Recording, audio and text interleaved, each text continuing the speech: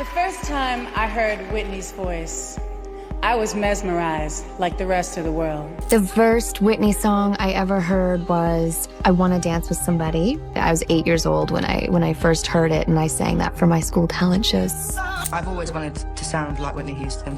I remember being 7, singing in front of mirrors, singing along to like I Want to Dance with Somebody and stuff like that, with my hairspray in my hair. I mean, just talk about what an incredible talent she was. Wow, Whitney, there will never be another Whitney ever on any planet. There are moments in music history that transcend time, moments that create ripples through the fabric of artistry itself. Whitney Houston's voice was one such phenomenon, a force so powerful that it didn't just enter the world, it transformed it. And for the R&B legends who experienced that first encounter with Whitney's vocal prowess, those moments became defining experiences that shaped their understanding of what music could truly accomplish. First thing I ever heard Whitney on was when she was singing for Kashif. And there's a song called Thinking About You. I remember my friend going, listen to this girl sing. And I thought, wow, she's really amazing. Before Whitney Houston became the global phenomenon we remember, she was already making waves in the industry through her background work and collaborations. Mariah Carey's introduction to Whitney's voice came through this earlier, less commercially known period. But even then, the impact was immediate and undeniable. It speaks to the fact that greatness doesn't need a spotlight to be recognized. True artistry has a way of announcing itself, even in the quietest moments.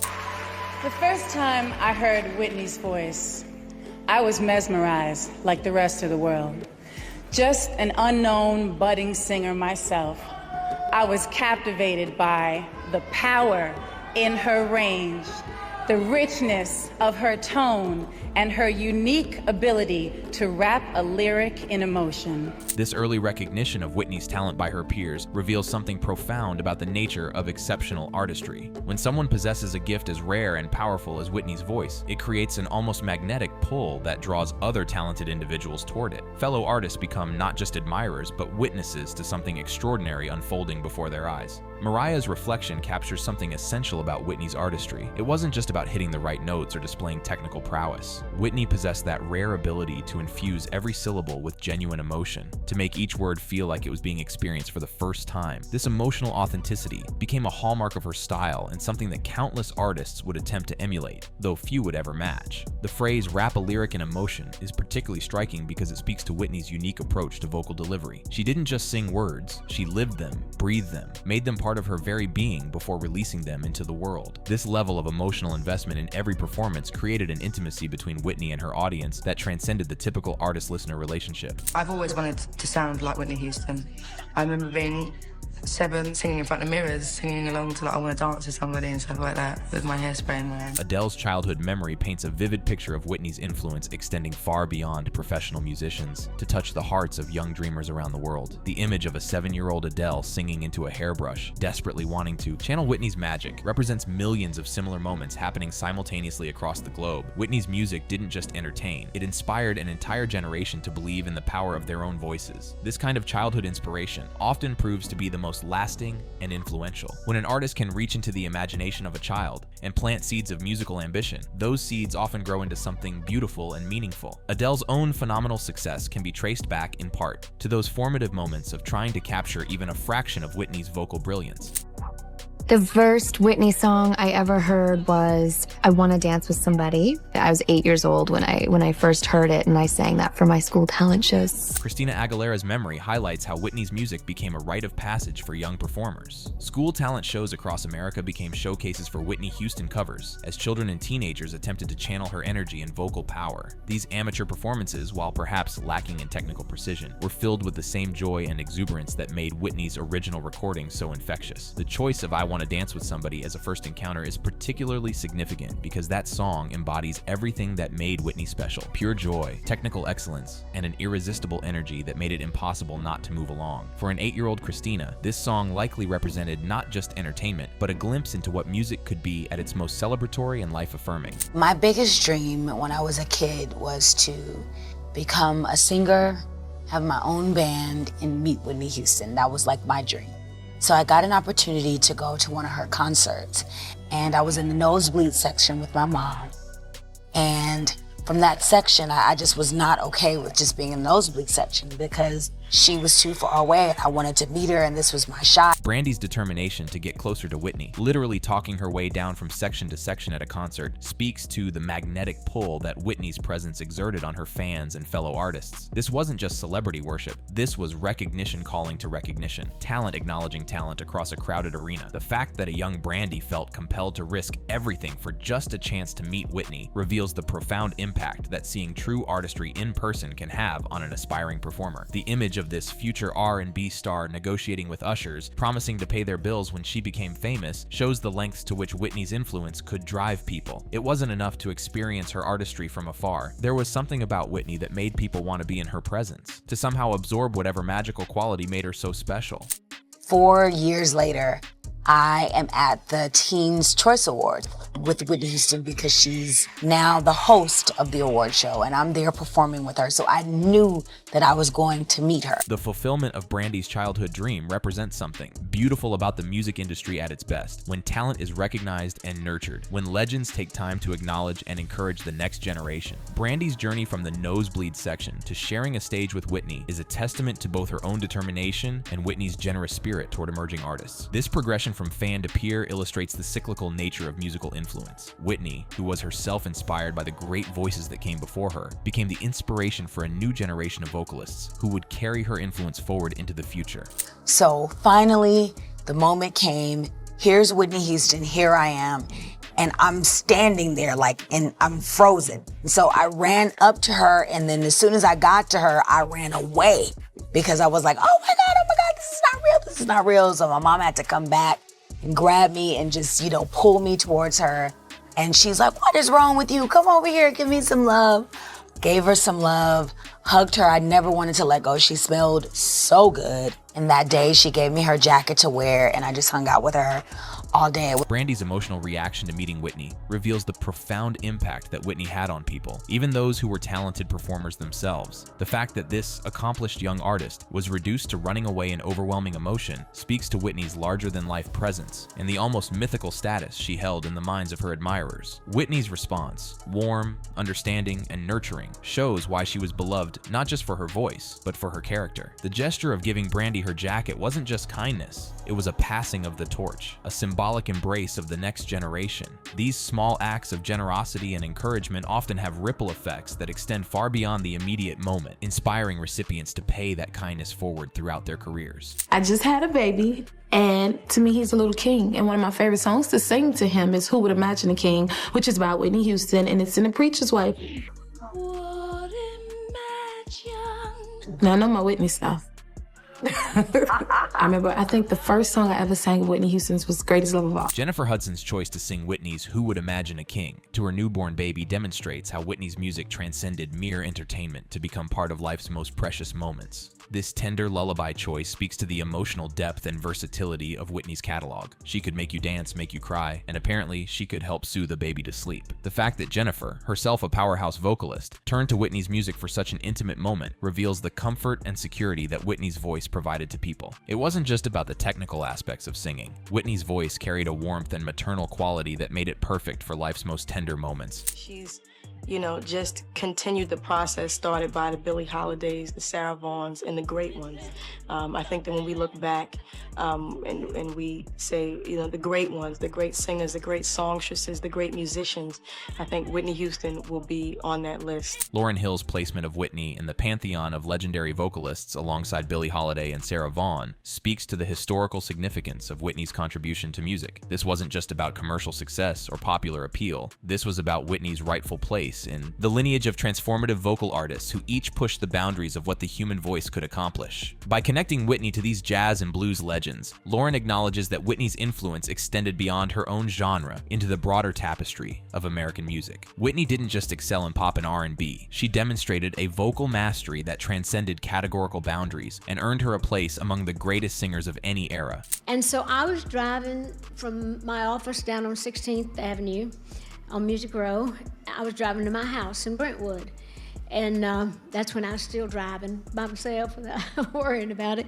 And so I had the radio on as usual. And I just heard this voice when she did the a cappella, like, if I should stay.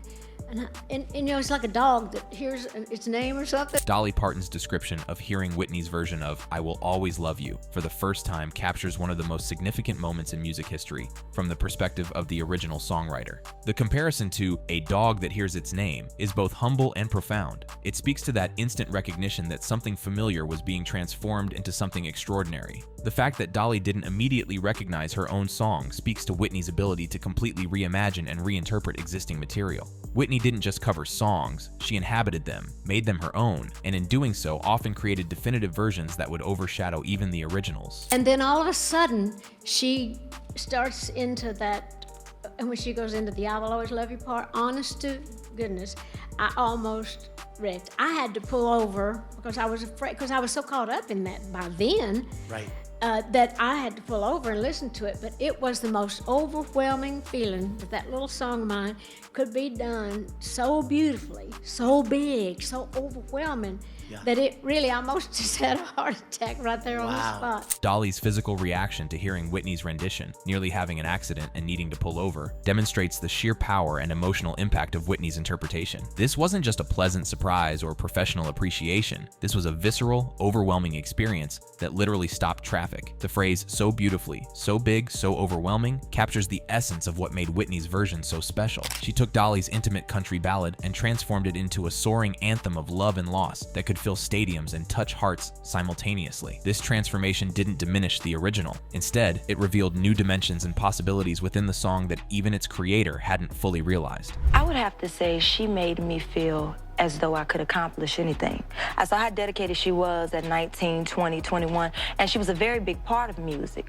But I think more so now, I don't look at her accomplishments, I look at her and how strong she is regardless of the things that have been thrown in her direction, whether it be rumors or different things like that. She has dealt with them in such a manner that I had to establish that same type of determination within myself. 125 to 151. I would have to say she made me feel as though I could accomplish anything. I saw how dedicated she was at 19, 20, 21, and she was a very big part of music. But I think more so now, I don't look at her accomplishments. I look at her and how strong she is. Regardless of the things that have been thrown in her direction, whether it be rumors or different things like that, she has dealt with them in such a manner that I had to establish that same type of determination within myself. Artists talking about Whitney Houston influence. Monica. Monica's reflection on Whitney's strength and determination reveals another dimension of Whitney's influence beyond just her vocal abilities. For young artists navigating the complexities of the music industry, Whitney served as an example of how to maintain dignity and focus in the face of adversity. Her resilience became as inspiring as her voice, providing a blueprint for handling both success and scrutiny. This aspect of Whitney's legacy is perhaps as important as her musical contributions. She showed an entire generation of artists that it was possible to remain authentic and grounded while achieving massive success, and that challenges and controversies didn't have to define or derail a career. I mean, just talk about what an incredible talent she was.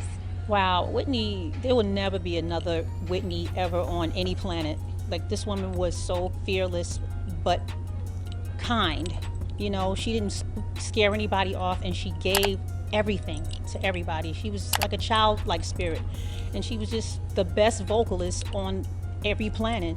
She was technical, emotional. Basically what I was trying to tell the girls, you know, to do, she had the best technical, but she made you feel it. Mary J. Blige's passionate tribute captures the dual nature of Whitney's artistry, the rare combination of technical perfection and emotional authenticity. The phrase, "she got the best technical, but she made you feel it," encapsulates what separated Whitney from other technically gifted singers. Having perfect pitch and range was just the foundation. Whitney's true gift was her ability to use that technical mastery as a vehicle for genuine emotion. Mary's observation about Whitney being fearless but kind speaks to the approachable nature of Whitney's greatness. Despite her incredible talents, she remained accessible and generous with other artists, creating an environment where collaboration and mutual support could flourish rather than competition and intimidation. I was very lucky too to have known her. I remember the first time I met her, she was like the first superstar I had ever met once I got in the business. And I was just like, awestruck, huh? Oh, that's Whitney Houston. Y'all know who that is, you know? And when we first met her, she was just so sweet. She wasn't, you know, standoffish or anything. Like, she just made us feel like we had all known each other forever. And that surprised you about her? It did, because I didn't know any celebrities, you know, and in meeting her, I was just like, wow. And then in my mind, I'm like, you know, we're gonna be big too. And I want to be like that, just humble. You know, I mean, and that's just how she was. 037 to 109. I was very lucky too to have known her. I remember the first time I met her, she was like the first superstar I had ever met once I got in the business. And I was just like, God, that's Whitney Houston. Y'all know who that is, you know? And when we first met her, she was just so sweet. She wasn't, you know, standoffish or anything. Like, she just made us feel like we had all known each other forever. And that surprised you about her? It did, because I didn't know any celebrities, you know? And in meeting her, I was just like, wow. And then in my mind, I'm like, you know, we're gonna be big too, and I want to be like that, just humble, you know? I mean, and that's just how she was. Chili talks about Whitney Houston. Chili's experience of meeting Whitney reveals the profound impact that Whitney's humility and warmth had on emerging artists. For someone just entering the industry, that first encounter with a major star can be either intimidating or inspiring, depending on how the established artist chooses to conduct themselves. Whitney consistently chose kindness and inclusivity, making people feel valued and welcomed rather than diminished by her presence. The fact that meeting Whitney inspired Chili to want to be like that when TLC achieved their own success shows how positive behavior patterns get passed down through generations of artists. Whitney's approachable nature wasn't just pleasant, it was instructive, showing others how to wear success with grace and use platform for good. Of course, I first came to know of her as this superstar, this pop queen who was just amazing. I never thought about the fact that we would end up being friends, anything like that. But I recall the first time I got a chance to perform at Clive Davis's famous Grammy party. But I was so nervous. Faith Evans' surprise at developing a friendship with Whitney illustrates how Whitney's superstar status could initially create barriers that her personality would eventually dissolve. The Grammy party setting, one of the industry's most prestigious and intimidating events, becomes the backdrop for a nervous performer's encounter with greatness, setting the stage for an unlikely but meaningful connection. This dynamic of Whitney being simultaneously intimidating due to her success and welcoming due to her character created unique relationships throughout the industry. Artists found themselves surprised by their own ability to connect with someone they had initially perceived as unreachably elevated. I was in the hallway, and then I heard somebody going, I have the faith that can move. It was like the intro for my first album, right? And that somebody was like, bitch, that's Whitney Houston. And she came up to me and I was like, oh my God, you know my like intro? Like, really? She was like, girl, you are bad. God bless you. Good luck. You know I'm from Jersey too. Boom, boom, boom, boom. Whitney's knowledge of Faith's album introduction and her immediate enthusiastic support demonstrates the attention she paid to other artists' work. This wasn't a superficial celebrity interaction. Whitney had actually listened to and remembered specific details about Faith's music, showing a level of professional respect and genuine interest that went far beyond politeness. The New Jersey connection that Whitney immediately mentioned reveals how she used shared experiences and backgrounds to create instant bonds with other artists. This regional pride and kinship became another way Whitney made people feel seen and valued, turning potential intimidating encounters into moments of genuine connection. I remember the first time I heard Whitney Houston, I wanted to be just like her. I wanted to sing like her. Like, it was just crazy to look at somebody and feel like, oh my God, I'm so inspired. But by her, it was just something different. The way her light shined, everything about her. To the moment I met her, she was just so embracing. Kelly, Roland's description of Whitney's light shining differently than others speaks to that indefinable quality that separates true icons from merely talented performers. This wasn't just about vocal ability or stage presence. There was something essentially luminous about Whitney that transcended technical skill and entered the realm of pure charisma and spiritual presence. The progression from inspiration to actual meeting that Kelly describes represents the journey many artists took with Whitney, from distant admiration to personal connection, always finding that the reality of Whitney's character exceeded even their elevated expectations. But I remember one memory when we were shooting the final scene where I'm in the red dress and I sing One Wing, and Whitney came to set, and she came just to support. She didn't even have to be there. She didn't have to work that day. Wow. And she came to watch and support. And I remember after we had wrapped for the day, she said, hey, come here. She was in the audience, and I walked over to the side, and she took my face in her hands, and she was like, you are everything we could have dreamed of for this role. You're perfect. Jordan Sparks' memory of Whitney's unexpected presence on set and her deeply personal words of encouragement illustrates Whitney's commitment to nurturing other artists, even when she had no obligation to do so. The physical gesture of taking Jordan's face in her hands and looking directly into her eyes while delivering such powerful affirmation speaks to Whitney's understanding of how crucial these moments can be in a young performer's development. This scene represents Whitney at her most generous, generous, using her presence and words to build confidence and validate the choices of those coming after her. The fact that she made time to be there when she didn't have to work that day shows the priority she placed on supporting the next generation. So many don't know how loving she really is. Yeah. She's extremely loving, and when so many things were happening in my life that weren't in favor of me reaching my full potential, she was always there pushing me. And I think that it made it feel good when she was in the audience, just reminding us, helping us with sound and doing different things today, because their expertise, hers or Mr. Davis's, can't be found anywhere else. Monica's testimony about Whitney's behind-the-scenes support reveals another dimension of Whitney's influence, her role as mentor and advocate for struggling artists. This wasn't just about public recognition or professional networking. Whitney invested personally in other artists' success, offering guidance and encouragement during difficult periods when careers could easily derail. The mention of Whitney helping with technical aspects like sound demonstrates her hands-on approach to mentorship. She didn't just offer words of encouragement from a distance. She rolled up her sleeves and provided practical assistance to ensure other artists could present their best work. Every time I see Whitney, I lose it, because she is definitely the greatest teacher, the greatest voice of all time. And just to have her support just here today is amazing, because she's been doing this longer than we have. 30 years this year. Yeah, 30 years this year. Yeah, so just to have her support and her love, she's just like an auntie, like a big sister, you know. Brandy's description of Whitney as like an auntie, like a big sister, captures the familial nature of the relationships Whitney cultivated within the music industry. This wasn't the distant admiration typically associated with celebrity worship. This was genuine familial affection and mutual support that transcended professional boundaries. The characterization of Whitney as the greatest teacher reveals perhaps her most lasting legacy. Not just the music she created, but the knowledge she shared and the artists she helped develop. Her influence extends far beyond her own recordings to encompass all the careers she touched and guided throughout her 3-decade journey in music.